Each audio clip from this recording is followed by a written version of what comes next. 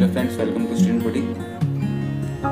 तो आज हम करेंगे क्लास 10th चैप्टर 3 का pair of linear equations in two variables. यहाँ पे देखना पेयर ऑफ छूट गया, फॉप लगा लेना, ठीक है। तो लास्ट वीडियो हमने थियरी पार्ट किया था, तो आज हम अपने इंट्रोडक्शन पार्ट को और आगे कंटिन्यू करेंगे और थियरी के थोड़े डीप में जाएंगे, ठीक है। तो लास्ट वीडियो हमने पढ़ लिया था लीनियर इक्वेशन क्या होता है और linear equation in two variables क्या होता है, ठीक है। ओके, आज अपनी हम थियरी आगे करते हैं। तो जैसा कि हमने कल देखा था, कोई भी इक्वेशन जिसमें दो वेरिएबल्स इन्वॉल्व हो वो होता है linear equations in two variables. और जब बात हो रही हो पेयर की, मतलब दो इक्वेशंस एक साथ हों, ठीक है। तो सपोज हमारे पास कोई इक्वेशन दे रखी है, ठीक है, जिसमें क्या है एक्स और वाई दो वेरिएबल्स हैं। तो ये क्या है, linear equation in two variable है। तो किसी भी linear equations in two variable का जनरल फॉर्म क्या होता है? जनरल फॉर्म होता है ax plus by plus c is equal to 0। तो इसको हम जनरल फॉर्म में कैसे लिखेंगे? इसको आप लिख सकते हैं 3x minus y minus 2 is equal to 0। और यहाँ पे प्लस का साइन है बट यहाँ तो नेगेटिव है, तो आप इसको ऐसे लिख सकते हो, देखो 3x है ना, 3x प्लस माइनस का y, okay, and plus minus 2 is equal to 0। तो अभी हो गया हमारा ax plus by plus c, okay. बस इस चैप्टर में हमें पढ़ना है पेयर ऑफ लीनियर इक्वेशंस। इसका मतलब कि ये हमारा एक इक्वेशन है, सपोज ये हमने इक्वेशन ले लिया 3x minus 2 is equal to y, ठीक है। तो ये अकेला तो सिर्फ एक linear equation in two variable है। और इस चैप्टर में हम बात कर रहे हैं पेयर्स की। तो जहां भी आप देखोगे आपको एक साथ दो वेरिएबल्स में दो इक्वेशंस मिलेंगी, तो इसको बोलते हैं पेयर ऑफ लीनियर इक्वेशंस और सिस्टम ऑफ लीनियर इक्वेशन। तो ये तो हमने बात की थी जनरल फॉर्म एक की, पर अगर इस टाइप से दिया हो, पेयर दिया हो, तो हम इनका जनरल फॉर्म कैसे लिखेंगे? तो वो इस प्रकार से होगा, देखो पहला हमारा बन जाएगा, पहला आपका बनेगा जैसे इक्वेशन 1 है, तो इक्वेशन 1 के लिए आपका बन जाएगा general form a1x plus b1y plus c1 is equal to 0। क्योंकि दो इक्वेशन है ना हमारे पास, तो उनके कोफिशिएंट्स डिफरेंशिएट करने पड़ेंगे हमें, तभी तो पता लगेगा। और सेकंड इक्वेशन के लिए जनरल फॉर्म क्या हो जाएगा, a2x plus b2y plus c2 is equal to 0, okay. तो ये होता है system of general form of writing, ठीक है। जनरल फॉर्म होता है क्या लिखने का, pair of linear equations, okay. General form of pair of linear equations और सिस्टम ऑफ लीनियर इक्वेशंस। तो यहाँ पे नोट करने वाली बात यह है कि यहाँ पे जो आपको कोफिशिएंट्स दिख रहे हैं ना, क्या है, एक्स वाई ये सब वेरिएबल्स है, और सी जो है हमारा क्या है, कांस्टेंट है, ओके। तो यहाँ पे जो कांस्टेंट्स आते हैं, आपके जो वेरिएबल कोफिशिएंट्स आएंगे और जो ये सी कांस्टेंट आएगा, ये सारे के सारे a1 a2 b1 b2, ठीक है। जो a1 a2 और b1 b2 है ना, ये कभी भी आपके इज इक्वल टू 0 नहीं होंगे, ठीक है। ये चीज कभी भी आपके 0 के इक्वल नहीं हो सकती, ठीक है। क्योंकि अगर इसमें से कोई भी 0 होगा, a1 b1 a2 या b2, इनमें से कोई भी 0 होगा, तो क्या है, ये पूरा का पूरा टर्म 0 हो जाएगा। तो क्या फिर बन जाएगा, ये linear equation in one variable बन जाएगा, जो कि हम कर नहीं सकते, क्योंकि यहाँ पे linear equations in two variables की बात हो रही है, ओके। तो आपने 9th क्लास में, ठीक है, आपने 9th क्लास में पढ़ा था ये कि जो ग्राफ होता है, हमने पढ़ा था कि ax plus b is equal to 0। जो लीनियर इक्वेशन का ग्राफ बनता है वो पैरेलल होता है एक्स एक्सिस के या वाई एक्सिस के, ठीक है। और जो linear equations in two variables का ग्राफ होता है ax plus by plus c is equal to 0, वो हमेशा क्या देती है, स्ट्रेट। देखो जो भी कोई भी एक linear equation in two variable है, तो वो हमेशा ग्राफ कैसा देगी, स्ट्रेट लाइन देगी, ठीक है। जब भी आप उसका ग्राफ बनाओगे तो वो एक स्ट्रेट लाइन होगा, ठीक है। और हम यहाँ बात कर रहे हैं पेयर्स की, पेयर ऑफ लीनियर इक्वेशंस।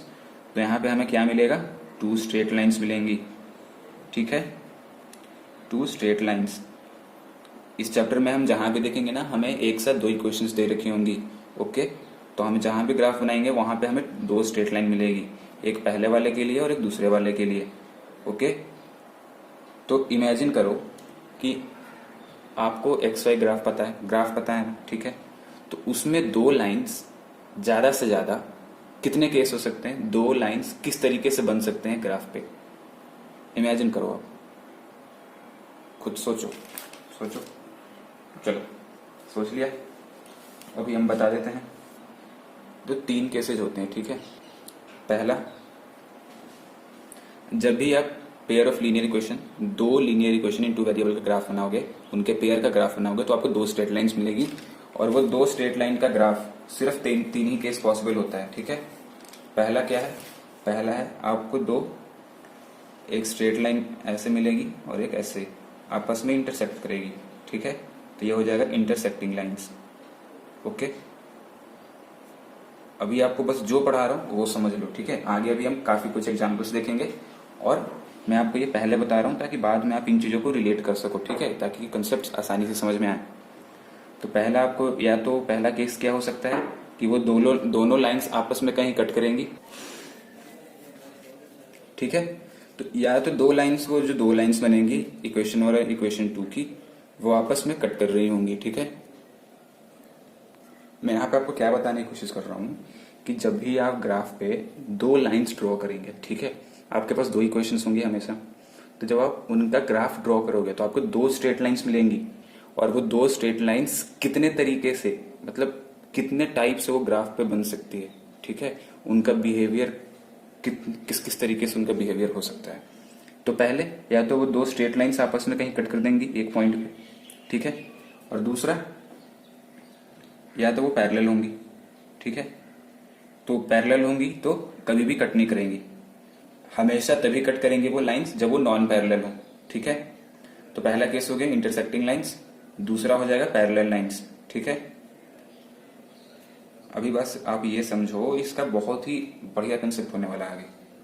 आपको बस मैं यहाँ पे ये बताने की कोशिश कर रहा हूँ कि कितने तरीके से लाइंस बिहेव कर सकती हैं। तो सिर्फ तीन ही केस होते हैं, ठीक है, ज्यादा नहीं होते। पहला या तो वो कट करेंगे एक पॉइंट पे, दूसरा पैरेलल लाइंस होंगी, या तीसरा कोइंसिडेंट। ध्यान से समझना कि पहली लाइन ऐसे गई, ठीक है, और दूसरी लाइन क्या है, दूसरी लाइन भी उसके ऊपर ही चली गई, ठीक है, दूसरी लाइन भी उसके ऊपर ही चली गई, ठीक है, दूसरी लाइन भी उसके ऊपर चली गई, मतलब कि एक लाइन गई और दूसरी भी बिल्कुल उसी के ऊपर है, ठीक है। तो ऐसे लाइन को क्या बोलते हैं हम, ऐसे को बोलते हैं कोइंसिडेंट लाइंस, ठीक है, कोइंसिडेंट लाइंस। तो तीन ही केस पॉसिबल है, खुद ही सोचो ना, अगर दो लाइन हम ड्रॉ करते हैं, तो कोई भी दो लाइन, या तो लाइन के ऊपर एक दूसरी लाइन ड्रॉ कर दो, या तो उनको पैरेलल कर दो, या पैरेलल ना करो, और जब भी पैरेलल ना करोगे तो कहीं ना कहीं कट करेंगी ही करेंगी। तो ये तीन ही केस पॉसिबल होते हैं टू लाइंस। तो अभी आप एक चीज और देखो कि हमें यहाँ पे पेयर ऑफ लीनियर इक्वेशंस की जरूरत क्यों पड़ी, हमने एक क्यों नहीं लिया, linear equations in one variable में तो एक से काम चल रहा था, फिर हमें यहाँ पे दो की जरूरत क्यों पड़ी, ठीक है, पेयर ऑफ लीनियर इक्वेशंस की जरूरत क्यों पड़ी। सुनो, मैं आपको बस ये बता रहा हूँ, एनसीईआरटी में कहीं नहीं मिलेगा, ध्यान से सुनना। तो देखो, किसी भी इक्वेशन में, लास्ट वीडियो में आपको बताया था मैंने, ठीक है, नोट कर लो ये बात, नोट कर लो, किसी भी इक्वेशन में, ठीक है, आपको जितने वेरिएबल्स दिए होंगे ना, उतने नंबर ऑफ इक्वेशंस, ये देखो, अगर आपके पास कोई इक्वेशन दी हुई है 3x - 2 = 5, ठीक है, तो यहाँ पे एक वेरिएबल है ना, तो यहाँ पे आपका एक इक्वेशन में काम चल जाएगा। आपका यहाँ से क्या है, x की वैल्यू निकाल लोगे, ओके, आप यहाँ से x की वैल्यू क्या निकाल लोगे, 5 + 2 7/3, तो यहाँ से आपकी x की वैल्यू आ जाएगी। बट वहीं आपके पास अगर इक्वेशन दे रखी हो 2x - 3 = 5, तो यहाँ पे x और y दो वेरिएबल्स है ना, तो क्या आप इनका किसी का भी वैल्यू निकाल सकते हो, नहीं। x का वैल्यू निकालोगे तो y के टर्म्स में आएगा, y का निकालोगे तो x के टर्म्स में आएगा, सॉल्व होगा ही नहीं। तो इसलिए यहाँ पे दो वेरिएबल्स है ना, तो हमें दो इक्वेशन की जरूरत पड़ती है, ठीक है। अगर कोई तीसरा हो गया, सपोज करो ऐसे, तब आप यहाँ से x की वैल्यू निकालोगे, उसको यहाँ पुट करोगे, फिर y को सॉल्व करोगे। तो दो जितने नंबर ऑफ वेरिएबल्स होंगे ना, उतने नंबर ऑफ इक्वेशन चाहिए होंगे उनको सॉल्व करने को। अगर सपोज करो हमारे पास है 2x + y + z = 0 and x + 2y + z = 0, ठीक है, तो यहाँ पे 3 वेरिएबल्स है ना, ओके, 3 वेरिएबल्स हैं, तो आपको इनको सॉल्व करने के लिए 3 इक्वेशंस चाहिए होंगी। समझ में आ रहा है मैं क्या बोल रहा हूँ, कि जितने नंबर ऑफ वेरिएबल्स होंगे उतने नंबर ऑफ इक्वेशंस चाहिए। इसीलिए जब हम लीनियर इक्वेशंस इन 2 वेरिएबल्स पढ़ रहे हैं तो हमें पेयर के फॉर्म में बताया गया, क्योंकि भाई जहां भी उनको सॉल्व करेंगे तो 2 इक्वेशन तो चाहिए ही चाहिए ना, इसलिए हमेशा वो पेयर में ही होंगे। ओके, तो आगे बढ़ते हैं। तो यहाँ पे हमने जल्दी जल्दी में क्या पढ़ा, उनका जनरल फॉर्म पढ़ा, ठीक है, पेयर ऑफ लीनियर इक्वेशंस का, और वो कितने तरीके से उनका ग्राफ पे बिहेव कर सकते हैं, उनके लाइंस जो स्ट्रेट लाइंस बनेंगी वो। और तीसरा पढ़ लिया हमें कि हमें जरूरत आखिर पेयर में क्यों पड़ती है, लीनियर इक्वेशंस इन 2 वेरिएबल्स क्यों, 2 वेरिएबल्स है तो पेयर क्यों है, वो अकेला क्यों नहीं होता। ओके, समझ में आ गया। चलो आगे बढ़ते हैं फिर। तो अभी बात करते हैं कि लीनियर इक्वेशंस इन 2 वेरिएबल्स के हमने देखा था सोल्यूशंस निकाले थे, ठीक है। तो क्या एक ही सोल्यूशन हो सकता है ना, कि अगर हमारे पास 2 पेयर दी हुई, एक पेयर दिया हुआ इक्वेशंस का, तो क्या एक ही सोल्यूशन हो सकता है उनका, एक्स और वाई की क्या एक ही वैल्यू आ सकती है। तो ऐसा नहीं है, ऐसा बिल्कुल नहीं है। आप देखो, हम बात कर रहे हैं उनके सोल्यूशंस की, ठीक है, of what, solutions of what, linear equations in 2 variable. तो मैं आपको बहुत ही शॉर्ट में, ठीक है, ओके, यहां पे देखो, pair of linear equation in 2 variables, ठीक है, याद कर लेना इन चीजों को, ठीक है। यहाँ पे आपको कंसेप्ट देखो, सिर्फ अगर कंसेप्ट से ही चीजें क्लियर होती ना तो कंसेप्ट पढ़ के पूरा चैप्टर आ जाता, क्वेश्चंस की जरूरत नहीं पड़ती। बट कंसेप्ट आपको इसलिए दिया जाता है ताकि आप क्वेश्चन अटेम्प्ट कर सकते हो, ठीक है। इतना कुछ पढ़ने के बाद आप क्वेश्चन अटेम्प्ट कर सकते हो, और क्वेश्चन करते करते आपको सारी चीजें क्लियर होंगी, ठीक है। तो अगर कंसेप्ट में अगर कुछ समझ नहीं आता है, एक दो चीजें समझ नहीं आती, कोई बात नहीं, चलेगा, क्योंकि क्वेश्चन करते हुए इससे ज्यादा क्लियर होता है। ओके, तो कंसेप्ट आपको इसलिए कराया जाता है कि आप क्वेश्चंस अटेम्प्ट कर सकते हो। सीधा क्वेश्चन रख देगा तो आप नहीं कर पाओगे ना, कुछ बेसिक्स तो पता होना चाहिए। ये देखो, अभी हम बात करें सोल्यूशंस की, तो जब भी पेयर ऑफ लीनियर इक्वेशंस हमें गिवन हो ना, एक पेयर गिवन हो, तो उसमें 2 केसेज होती हैं।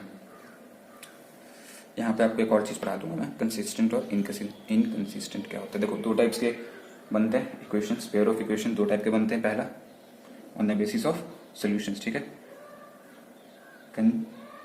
एक सेकेंड भाई, एक बनता है कंसिस्टेंट, ठीक है, कंसिस्टेंट, दूसरा बनता है इनकंसिस्टेंट, ठीक है। ध्यान से, ठीक है, इनको याद रखना, ध्यान से सुनना, आपको आगे और एग्जांपल्स भी दूंगा, बट पहले मैं बता दे रहा हूं ताकि आप रिलेट कर सको। देखो, तो इनकंसिस्टेंट पेयर ऑफ इक्वेशंस कौन से होते हैं, जिनके पास एक भी सोल्यूशन नहीं होता है, ठीक है, do not have any solution at all, okay, ठीक है, उनके पास सोल्यूशन होता ही नहीं। अब बोलोगे भैया ऐसा कैसे पॉसिबल है, उनका सोल्यूशन तो होगा है ना, कैसे नहीं होगा। तो आप बस मान लो, मैं आपको बोल रहा हूं ना अभी, आप बस मान लो कि हाँ भाई नहीं होता, ऐसा भी केस होता है। मैं आपको पढ़ाऊंगा एग्जांपल्स देके। देखो, अभी बात आती है कंसिस्टेंट की, तो इसके पास क्या है, हैव, सोल्यूशन है, हैव वन और मोर, एक भी हो सकता है और एक से ज्यादा भी हो सकता है, ओके। सोल्यूशन का मतलब एक्स और वाई की वैल्यूज, समझ में आ रहा है, सोल्यूशन का मतलब एक्स और वाई की वैल्यूज। क्या हम जब इक्वेशन सॉल्व करेंगे तो हमें एक्स और वाई की एक एक वैल्यू मिलेगी या उससे ज्यादा ही मिल सकती है। तो केस ये कह रहा है कि आपके 2 टाइप्स के होते हैं, कंसिस्टेंट और इनकंसिस्टेंट। कंसिस्टेंट वो होते हैं जिनके सोल्यूशंस होते हैं, भले ही एक हो या एक से ज्यादा हो, और इनकंसिस्टेंट वो होते हैं जिनके पास सोल्यूशंस होते ही नहीं। तो ये तो खत्म हो गया। अभी कंसिस्टेंट में भी आपके 2 टाइप्स आते हैं, जैसा कि आपको पता चल गया। इसमें आते हैं एक सोल्यूशन वाले, हैविंग वन सोल्यूशन, ठीक है, वन सोल्यूशन, या इसको हम क्या कहते हैं, यूनिक सोल्यूशन भी कहते हैं, क्योंकि ये एक ही होता है ना, यूनिक वैल्यूज होती हैं एक्स और वाई की, ओके। और दूसरा अपना आता है case more than one solution. ये ग्राफ रख लो, अभी हम कुछ कंसेप्ट पढ़ेंगे, फिर हमारा ग्राफ जो है वो अपग्रेड होगा। तो अभी हम एग्जांपल्स देखते हैं, ओके। एक बार फिर से देख लो, इक्वेशंस 2 टाइप्स की होती हैं, कंसिस्टेंट और इनकंसिस्टेंट। इनकंसिस्टेंट जिसके पास सोल्यूशंस ना हो, कंसिस्टेंट वो जिनके पास सोल्यूशन हो, ओके। जिनके पास सोल्यूशंस हों, और उसमें भी दो टाइप्स के आते हैं, जिनके पास एक सोल्यूशन हो, जिनके पास मोर देन एक सोल्यूशन हो। मतलब एक्स और वाई की, इसमें एक्स और वाई की एक से ज्यादा वैल्यू जाएंगी, ठीक है। एक्स इज इक्वल टू आएगा 2, 3, उसकी कितनी वैल्यू जाएंगी, वाई की भी बहुत सारी। हो सकता है कि वाई की एक वैल्यू आए, एक्स की बहुत सारी आए, है ना, डिपेंड करता है वो। लेकिन इसमें क्या होगा, एक्स की एक वैल्यू आएगी, ठीक है, और एक्स की एक वैल्यू आएगी और वाई की भी एक ही वैल्यू आएगी। ओके, ठीक है। और इसमें तो भैया निकलेगा ही नहीं, है ना, समझ रहे हो बात को। और मोर देन वन सोल्यूशन मतलब बता रहे हो आप, मोर देन वन सोल्यूशन आप मतलब यहाँ पे इनडायरेक्टली इनफाइनाइट बोल रहे हो आप। जहां भी मोर देन वन की बात होगी वहां इनफाइनाइट, मतलब कि एक सोल्यूशन होंगे या इनफाइनाइट सोल्यूशंस होंगे या एक भी सोल्यूशन नहीं होगा। अभी आप एक और चीज नोट करो, ठीक है। नंबर ऑफ सोल्यूशंस मतलब नंबर ऑफ सोल्यूशंस मतलब number of values of x and y. Number of solutions is equal to number of intersections. ध्यान से इसको रटना आप। आगे मैं एग्जांपल देके क्लियर कराऊंगा। ये सब चीजें आपको पहले बता रहा हूं ताकि आपको ना जब दोबारा एग्जांपल के साथ दूं तो बिल्कुल 100% क्लियर हो जाओ, ठीक है। Number of intersections of two lines, ठीक है। पेयर में बनेगा नहीं क्वेश्चन, तो उनकी क्या, number of intersections of two lines. यहाँ पे आपकी दो स्ट्रेट लाइंस बनेगी जब आप ग्राफ बनाओगे, ठीक है। तो जो सोल्यूशंस है ना, नंबर ऑफ सोल्यूशन, वो होते हैं number of intersections of two lines. तो यहाँ क्या है, एक बार इंटरसेक्ट कर रही है ना, तो यहाँ पे आपका वन सोल्यूशन होगा, ठीक है। ये कोई भी ग्राफ पे एक पॉइंट होगा तो इसकी वैल्यू क्या आएगी, एक्स और वाई कोऑर्डिनेट होगा ना, तो इसलिए इसकी एक वैल्यू होगी। और ये कहीं भी कट नहीं कर रहा, ठीक है। No intersections, number of intersection कितने हैं, 0, तो इसके पास कितने हो जाएंगे, नो सोल्यूशन, एक भी सोल्यूशन नहीं होगा। ध्यान से समझो कि जिस पेयर के पास, जिस इक्वेशन, पेयर ऑफ इक्वेशन के पास एक सोल्यूशन होगा उसकी लाइन ऐसे कट करेंगी, या यूनिक सोल्यूशन कह लो, वो ऐसे कट करेंगी। जिनके पास एक भी सोल्यूशन नहीं होगा पैरेलल रहेंगी, और जिनका कोइंसिडेंट लाइंस मतलब एक दूसरे के ऊपर चढ़ी हुई होगी, है ना, एक ही लाइन के ऊपर दूसरी भी लेटी हुई है। तो इसमें आप क्या है, वो हर जगह कट कर रही है ना, यहाँ भी, यहाँ भी, यहाँ भी, यहाँ भी, जहां मर्जी देख लो, हर जगह कट कर रही है, इसके ऊपर ही चढ़ गई बिल्कुल। ओके, तो इस केस में आपका आएगा इनफाइनाइट सोल्यूशन। ओके, तो ये सब तो फिलहाल आप रट लो, मतलब ऐसे। अभी हम आगे एग्जांपल्स करते हैं। यार दोस्तों देखो, कंसेप्ट लंबा इसलिए हो रहा है क्योंकि मैं हर एक चीज को समझा रहा हूँ। अगर मैं चाहूँ तो इस पूरे चैप्टर को आपको एक ग्राफ बना के पूरा चैप्टर क्लियर करा सकता हूँ, पूरा रटा दे सकता हूँ, है ना। बट क्या है, जितने भी कंसेप्ट हैं मैं उनको एक एक पकड़ पकड़ के क्लियर कर रहा हूँ, इसलिए क्या है ना, वीडियो लेंदी हो रही है। बट कोई नहीं, आप देखो यार, आपको पूरा कंसेप्ट पहले मैं इसलिए क्लियर करा क्योंकि इस चैप्टर में ऐसे भयानक भयानक क्वेश्चन, डरा नहीं रहा मैं, बट बहुत ही कंसेप्चुअल क्वेश्चन हैं इसमें, ठीक है। और जो यहाँ पढ़ रहे हो वो सब काम नहीं आएगा, उसमें आपका फिर ब्रेन काम आएगा सोचने का। ओके, आपको इसलिए पढ़ा रहा हूँ इतने डिटेल में जाके, ताकि आपको क्वेश्चन अटेम्प्ट कम से कम जो हो रहा हो वो तो समझ में आए, भाई हो क्या रहा है, ठीक है। देखो अभी हम एग्जांपल्स देखते हैं। एग्जांपल्स देखते हैं। पहला आपको पता है वन सोल्यूशन का। ओके, यहाँ पे अभी एक चीज आपको और ऐड करूंगा, ग्राफ भी बता दूंगा साथ में, ठीक है। वन सोल्यूशन या यूनिक सोल्यूशन, ठीक है। वैसे linear equations, pair of linear equations जिनका सोल्यूशन एक, जिनका एक सोल्यूशन हो, मतलब एक्स और वाई की सिर्फ एक ही वैल्यू हो, ठीक है। तो देखो एग्जांपल ये रहा आपके सामने, 3x + 2y = 4 एंड दूसरा इक्वेशन आपका 2x + y = 5। अभी तो आप कहाँ पढ़ रहे हो भाई, अभी तो और आगे कंसेप्ट आने ही है ना। तो इसमें कंसेप्ट तो मतलब है अभी काफी है, ज्यादा भी नहीं है। अगर मैं चाहूँ तो आप एक वीडियो में क्लियर करा सकता हूँ, बट डिटेल में पढ़ा रहा हूँ इसलिए लेंदी हो रहा है। जितने डिटेल में जाऊंगा उतना लंबा होगा, जितना बकवास करूंगा उतना आपको सुनना पड़ेगा, है ना। ध्यान से देखो, अब इसको सॉल्व करो। तो यहाँ से अब x की वैल्यू क्या आ जाएगी, 4 + 2y/3, ये आ गया। अभी यहाँ पे x की वैल्यू रख दो, ठीक है। यहाँ से हमने x की वैल्यू निकाली, यहाँ रख दो। तो 2 × 4 + 2y/3 = 5, ठीक है। प्लस y भी है यहाँ पे, तो ये क्या हो जाएगा, 2 × 4 + 2y = 3 × 5 - y। y को उस तरफ ले जाएंगे, ठीक है। तो यहां से आपका क्या निकल के आ जाएगा, 8 plus 4y is equal to 15 minus 3y। 3y इस तरफ ले आओ, 8 को उस तरफ ले जाओ, तो ये बन जाएगा आपका 7y is equal to 15 minus 8। 15 minus 8 is equal to 7, तो y is equal to 7/7 is equal to 1, therefore y is equal to 1। तो y की एक वैल्यू आएगी, आ गई।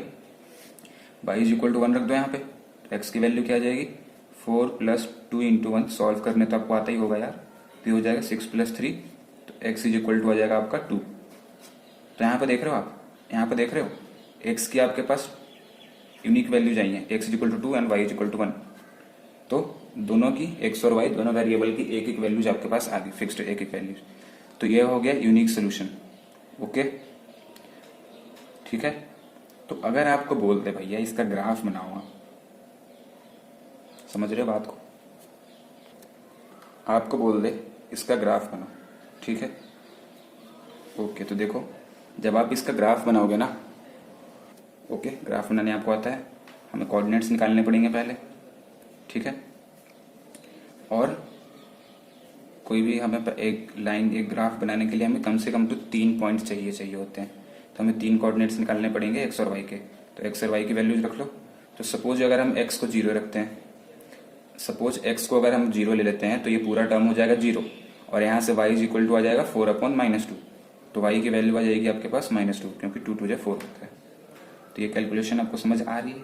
देखो मैंने क्या किया, यहाँ पे आपके गिवन था, देखो यहाँ पे आपको था 3x - 2y is equal to 4, ठीक है। ठीक है, तो मैंने x को 0 ले लिया, तो ये हो गया 3 into 0 - 2y is equal to 4। तो ये पूरी टर्म हो गई 0, तो -2y इज इक्वल टू 4, तो y इज इक्वल टू 4/-2, तो -2 हो गया y की वैल्यू। तो मैं ऐसे ही यही कैलकुलेशन में क्या है डायरेक्ट कर दे रहा हूँ, तो कैलकुलेशन आप देख लेना, ठीक है। तो देखो एक और तरीका बताता हूँ ग्राफ बनाने का। जब भी ग्राफ बना रहे हो ना ऐसे, ठीक है, कोई भी ग्राफ बना रहे हो, तो सबसे बेस्ट तरीका है, जब आप स्ट्रेट लाइन का ग्राफ बना रहे हो, तो एक बार x को 0 करो, एक बार y को 0 करो, और एक बार कोई भी वैल्यू ले लो जिसमें कोऑर्डिनेट्स थोड़े छोटे हैं। तो हमने एक बार x को 0 किया, एक बार y को 0 कर दो। बट यहाँ पे दिक्कत आपको ये आ जाएगा कि जब आप y को 0 कर रहे हो तो ये अपॉन में आएगा, जो कि ठीक बात नहीं है। तो y को 1 ले लो, ठीक है।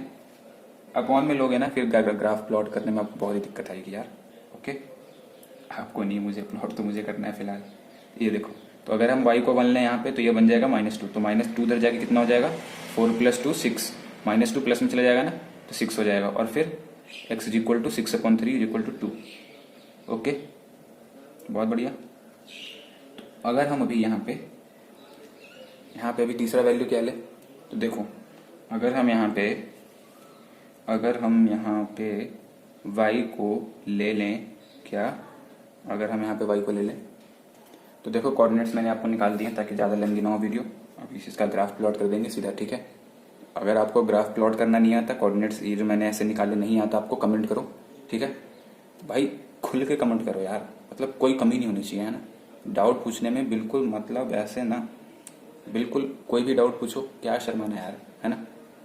कमेंट में कहाँ पता चल रहा है कौन आदमी, आपको पूछो यार, कोई भी डाउट है ना, बेफिक्र होकर पूछो, कोई भी छोटी से छोटी डाउट मैं आपको बिल्कुल सिखाऊंगा यार। कोई जरूरी नहीं है कि 9th क्लास में, हो सकता है आपने 9th क्लास में अच्छे से ना पढ़ो तो आपको 10th में ना आ रहा हो, तो आप कमेंट करो, डाउट पूछो यार, डाउट पूछने में कोई कमी नहीं होनी चाहिए, ठीक है।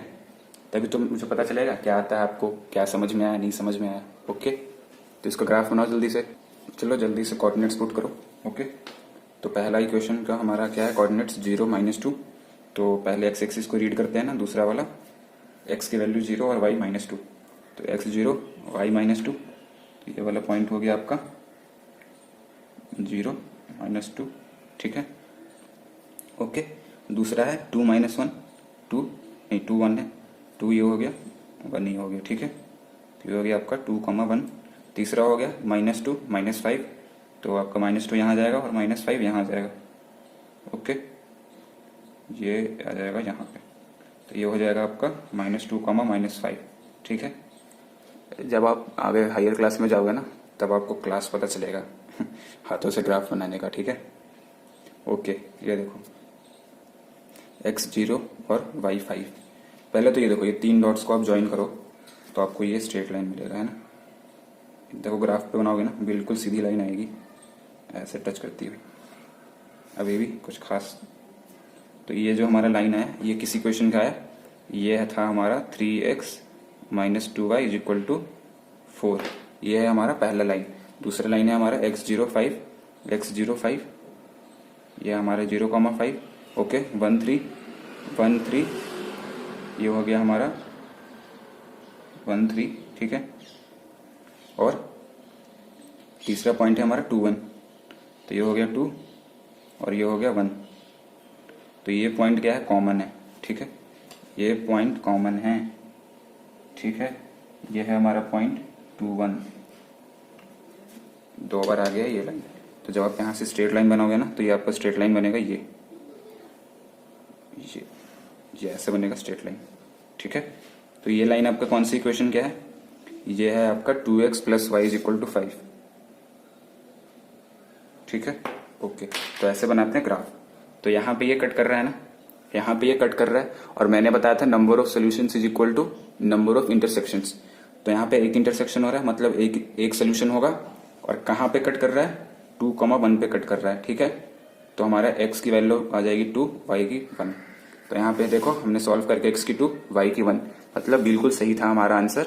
ग्राफिकली आपको अगर सोल्यूशन फाइंड करना हो तो जहां पे वो कट कर रही हो ना, उस पॉइंट का कोऑर्डिनेट उसका सोल्यूशन होगा, ओके। तो ये था हमारा ग्राफ, आपको पता लग गया। जब किसी पेयर ऑफ इक्वेशन का यूनिक सोल्यूशन होता है या वन सोल्यूशन होता है, यूनिक सोल्यूशन होता है, तो उनका इंटरसेक्टिंग लाइंस का ग्राफ बनता है जो कि एक यूनिक पॉइंट पे कट करता है। तो ये था हमारा यूनिक सोल्यूशन का ग्राफ। बाकी 2 केसेज हम नेक्स्ट वीडियो में देखेंगे। तब तक के लिए bye bye, take care. Video अच्छी लगी हो लाइक करो, शेयर करो, है ना, सबको दोस्तों को पहुंचाओ यार, सबको समझ में आना चाहिए क्या चल रहा है 3rd चैप्टर में, ओके। और लाइक तो करो, लाइक सब्सक्राइब करो यार, इतनी मेहनत करके हम वीडियोज बनाते इतनी लंदी, है ना। मिलते हैं नेक्स्ट वीडियो में, बाय बाय। 1 2